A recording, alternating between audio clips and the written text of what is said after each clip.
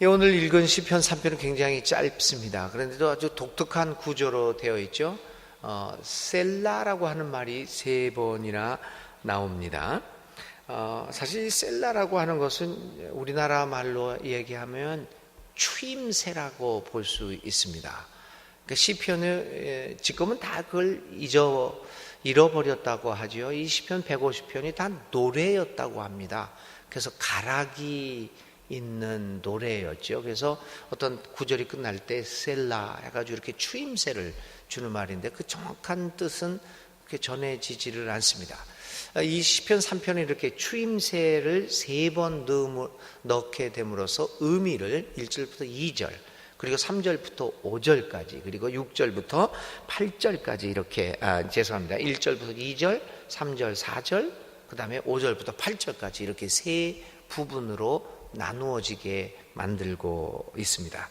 1절부터 2절 그리고 이제 셀라가 나오죠. 그것은 이제 다윗이 자기가 처해 있는 상황을 하나님께 호소하는 장면이고요. 3절부터 4절은 이러니 하나님 나를 도와주십시오라고 하는 그 도움에 대한 간구.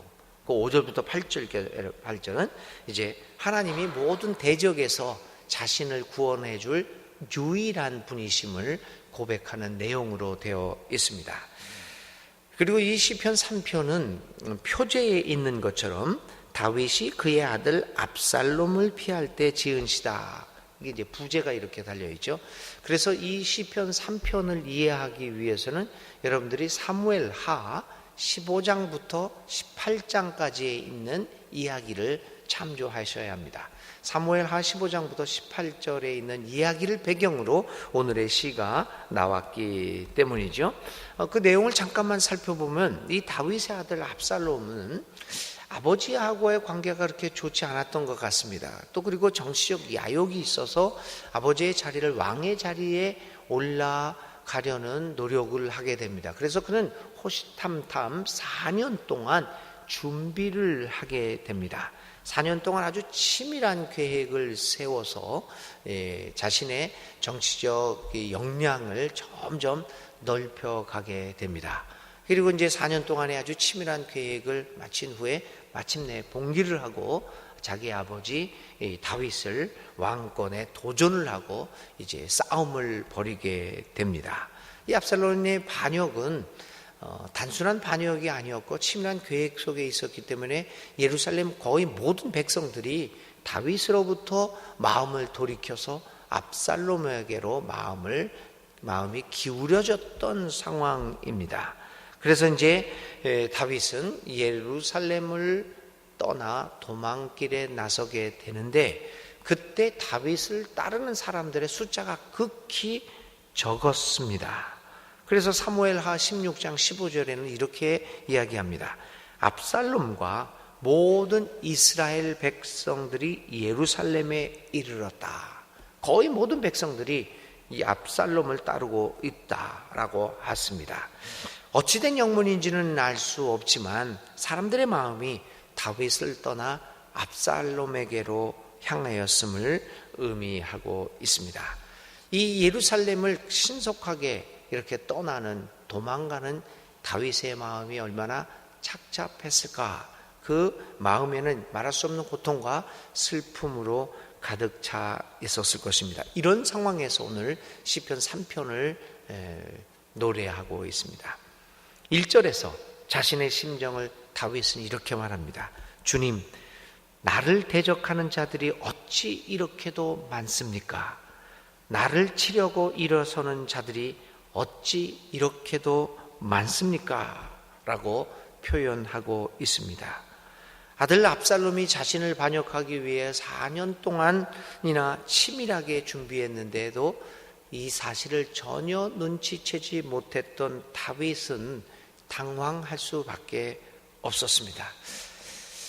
왜 다윗이 이 4년 동안 아무런 눈치를 채지 못했을까? 여러 가지 해석이 가능하겠죠. 정치라는 것이 사실은 또 여러 가지 복잡하고 다양하고 변수가 많기 때문에 그럴 수도 있겠지만 미루어 짐작하건대 이게 이제 그 위에 올라가 있는 사람들이 쉽게 저지르는 오류가 아니겠습니까?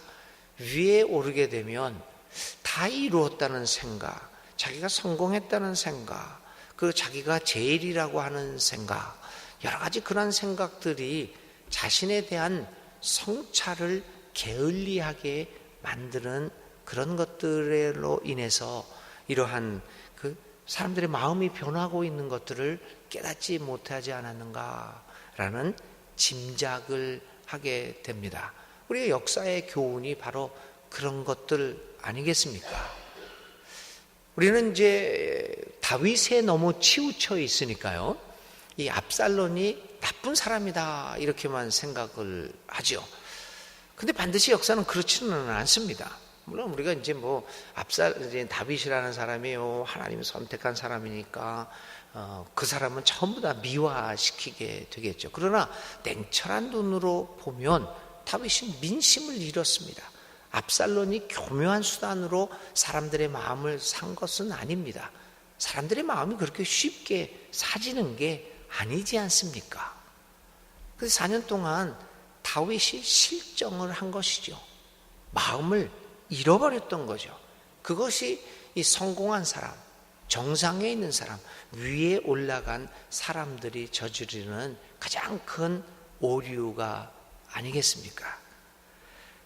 오늘 우리 그리스도인들도 마찬가지입니다. 마치 구원을 떼놓은 당상처럼 생각하고, 나는 예수님을 구주로 고백했으니까 나는 이미 구원받았어 라는 생각 속에서 자신의 삶을 성찰하고, 내가 목사가 됐어, 내가 뭐야, 나는 교회를 지금 이 교회를 50년 70년을 다녔어, 이러한 생각들이 우리들로 하여금 마치 신앙을 떼어놓은 당상처럼 생각하고 있는 것은 아닌가. 그래서 오늘 우리의 삶에 대한 성찰을 게을리하게 만드는 것은 아닌가 한번 생각해 보아야 합니다.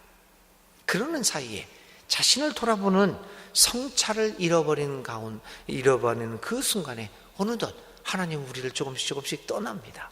하나님의 마음이 떠나버립니다. 이렇게 다윗이 어쩌면 이렇게 해서 민심을 잃어버리지 않았을까라는 생각도 합니다. 자, 이렇게 해서 이제 어처구니없는 상황에서, 이 눈치채지 못했던 상황에서 그는 혼돈을 겪지 않을 수 없습니다. 그러나 다윗은 이 혼돈 속에서 여기서 끝나지 않습니다. 다윗의 능력이 바로 여기에 있던 거죠. 그동안 4년 동안 전혀 자신을 성찰하지 못했던 다윗은 이런 압살롬의 성공과 압살롬의 반역에서 그는 거기에 혼돈에 빠지지 않고 즉시로 성찰의 능력을 회복합니다. 다윗은 거기서 이 절망적인 상황에서 다시 하나님에게로 돌아오는 능력을 갖고 있었습니다. 2절 이제 3절에서 이렇게 얘기합니다. 왜 이렇게 적군들이 많느냐라고 이렇게 얘기를 했을 때 그는 이런 기도를 드립니다. 나를 빗대어 하나님도 너를 돕지 않는다라고 빈정대는 자들이 어찌 그리 많습니까? 그러나 주님은 나를 애워 싸주는 방패, 나의 영광, 나의 머리를 들게 하시는 분이시니 내가 주님을 바라보며 소리 높여 부르짖을 때 주님께서는 그 거룩한 산에서 응답하여 주십니다. 그는 왜 이런 혼돈을 겪게 되었는가를 순간적으로 깨닫게 되었습니다. 주님을 바라보며 소리 높여 외치는 그 주님을 향한 마음이 없었기 때문에 이 문제가 발생했다는 것을 그는 순식간에 깨달았습니다. 다윗이 신앙의 위인으로서 위대한 것은 바로 이 깨달음의 능력입니다. 많은 사람들이 위기를 위기로 보지 못합니다. 전에도 말씀드렸지만 하나님은 무수한 방법으로 우리에게 끊임없이 말씀을 하고 계시는데, 문제는 우리가 그거를 보지 못하고 듣지 못하고 있다는 겁니다. 이러면 안 된다, 저러면 안 된다, 이건 아니다, 이것이 나의 길이다, 여러 가지 방법으로 하나님 우리에게 말씀하십니다. 그런데 우리는 그 하나님의 음성을 들을 수 있는 능력을 상실했죠.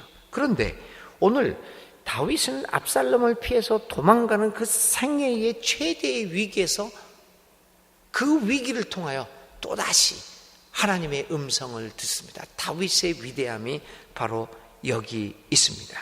하나님을 의지하는 것만이 그로 하여금 그의 생명을 보호하게 만들 수 있다는 것을 그 위기 순간에 다시 깨닫게 됩니다. 오늘 우리는 시편 3편을 보면서 하나님께 기도해야 됩니다. 우리는 늘 잘못을 저지르고 우리의 약함 때문에, 우리의 교만함, 우리의 욕망 때문에 하나님으로부터 늘 벗어나는 일들을 할지 하는 사람들입니다. 그러나 그것도 이렇게 중요한 것은 오늘 다윗처럼 그 위기의 순간에 하나님의 음성을 듣고 자신을 성찰하고 회개하여 하나님께로 돌아오는 능력이 있다면 우리에게 무슨 문제가 있겠습니까? 사랑하는 여러분, 오늘 시편 3편을 읽으면서 다윗의 그 능력을 하나님 우리에게도 주십시오 라고 이야기를 합니다. 그런 기도를 드려야 할 것입니다. 이러한 회개를 하고 자기의 성찰을 한 이 다윗은 5절부터 이제 8절에서 하나님에 대한 신앙의 고백을 합니다. 나를 구원하실 분은 오직 당신뿐이다, 주님뿐입니다 라고 이야기를 합니다. 5절에 그렇게 이야기를 합니다. 5절을 통해서 자신을 붙드시는 하나님을 고백합니다. 내가 누워 고나게 잠들어도 또다시 깨어나게 되는 것은 주께서 나를 붙들어 주시기 때문입니다. 많은 사람들이 이 시편을 해석하는 사람들은 이 시편 3편을 이른 아침에 드린 기도다, 이런 제목도 답니다. 바로 5절 때문이죠.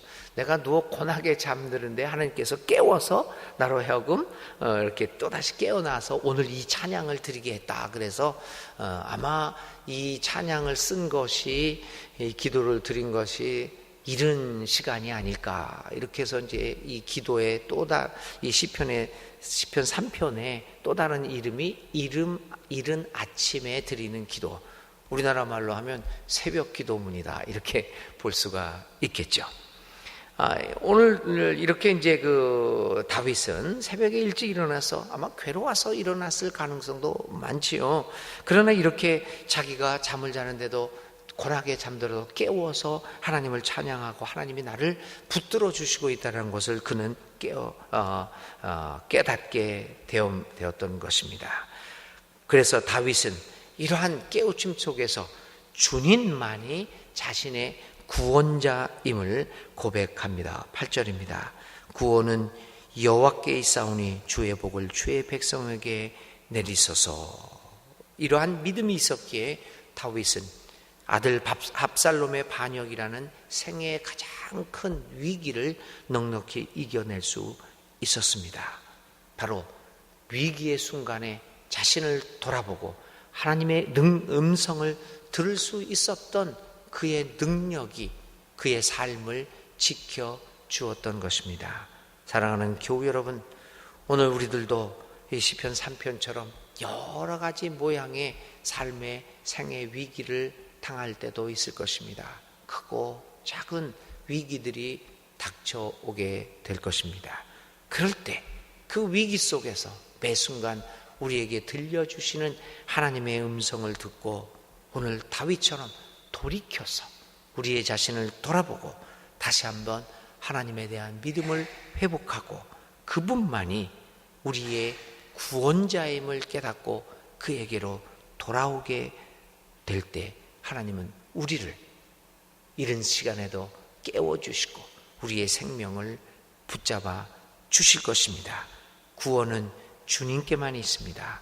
주님에게 백성을 내려주십시오 라고 이야기하는, 노래하는 다윗의 심정을 이 아침에 다시 한번 느껴볼 수 있는 여러분들 되시기 바랍니다.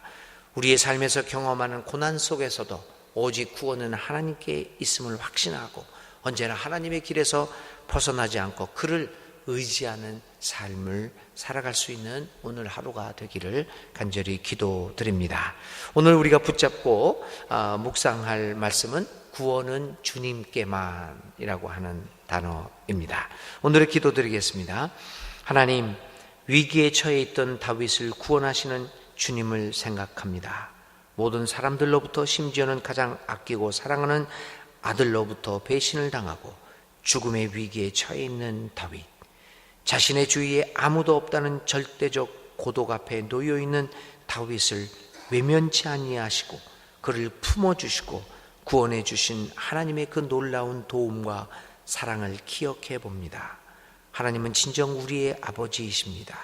어떤 상황에서도 우리를 포기하지 않으시고 돌보시는 따뜻한 사랑의 주님이심을 깨닫습니다. 하나님, 날마다 저와 함께하여 주심을 감사합니다. 영원한 하나님을 향한 굳센 믿음으로 온 세상을 이겨나갈 수 있는 우리들이 되게 하소서. 예수님의 이름으로 기도드립니다. 아멘. 이렇게 언제나 함께 하시는, 오직 우리의 구원은 하나님께만 있음을 기억하시면서 언제나 함께 하시는 하나님께 감사의 기도를 작성해 보는 걸로, 그것으로 오늘의 실천을 해보시기 바랍니다. 그 감사의 기도를 작성해 보시고 잠들기 전에 나지막한 목소리로 그 기도문을 낭독을 해 보시면 어떻겠습니까? 오늘의 주님의 기도 드립니다. 하늘에 계신 우리 아버지의 이름을 거룩하게 하시며 아버지의 나라가 오게 하시며 아버지의 뜻이 하늘에서와 같이 땅에서도 이루어지게 하소서. 오늘 우리에게 일용할 양식을 주시고 우리가 우리에게 잘못한 사람을 용서하여 준 것 같이 우리 죄를 용서하여 주시고 우리를 시험에 빠지지 않게 하시고 악에서 구하소서. 나라와 권능과 영광이 영원히 아버지의 것입니다. 아멘. 아멘.